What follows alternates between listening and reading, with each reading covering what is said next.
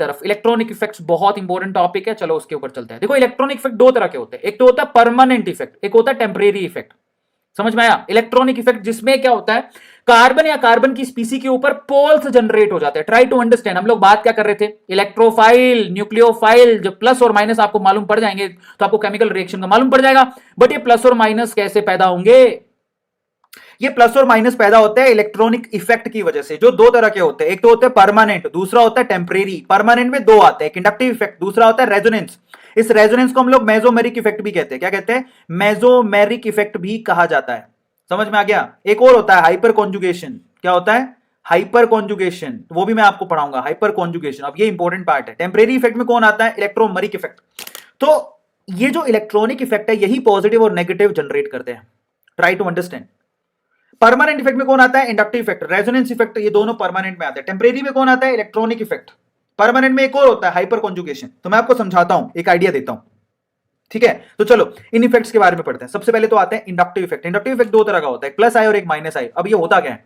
होता कुछ यूं है कि पहली बात तो जरा ध्यान से इसको समझना कि मान लो कि मेरे पास एक कंपाउंड है, ये कार्बन और कार्बन के साथ क्या लगा हुआ है, मान लो एक हेलोजन लगा हुआ है, और उस कार्बन के पीछे ना बहुत सारे कार्बन चेन्स भी है। ये पहला कार्बन, ये दूसरा कार्बन, ये तीसरा कार्बन, ऐसे करके ये चौथा कार्बन, ऐसे लंबी सी लाइन है। तब आपको पता है कि भैया ये जो एक्स है वो क्या करेगा, हेलोजन है, इसको इलेक्ट्रॉन की भूख होती है, इलेक्ट्रॉन को खींचेगा। अब इलेक्ट्रॉन को अपनी तरफ खींच रहा है। अगर इलेक्ट्रॉन को अपनी तरफ खींचेगा तो इस एक्स पे क्या आएगा, पार्शियल नेगेटिव, तो इस कार्बन पे आएगा पार्शियल पॉजिटिव। अब ये क्या है? अब एक बात बताओ, परमानेंट इफेक्ट है। क्यों? क्योंकि हेलोजन लगा हुआ है कार्बन के साथ में, हेलोजन खींचता रहेगा इलेक्ट्रॉन को, तो परमानेंटली ये पोल जनरेट होते हैं।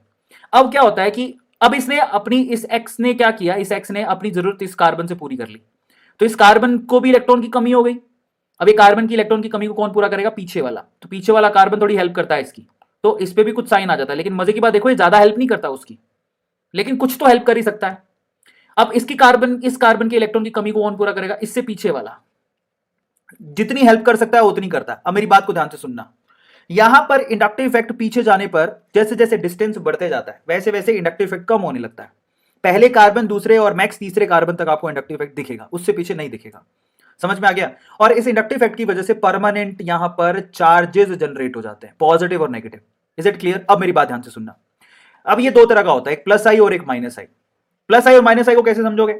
अगर कार्बन के साथ में जो स्पीसी अटैच है, कार्बन उसको इलेक्ट्रॉन दे रहा है, तो इसका मतलब ये तो होगा प्लस आई। कभी कभार कार्बन इलेक्ट्रॉन को खींचने भी लग जाता है, एक ऐसी स्पीसी जुड़ी हो जिससे कार्बन इलेक्ट्रॉन खींचने लगता है, तो अगर कार्बन इलेक्ट्रॉन खींचे तो ऐसे इफेक्ट को बोलते हैं माइनस आई। यह आप लोगों को ध्यान रखना है। समझ में आ गया? अगर कार्बन इलेक्ट्रॉन दे रहा है तो प्लस आई में काउंट होगा, कार्बन इलेक्ट्रॉन खींच रहा है तो माइनस आई में काउंट होगा। ठीक है?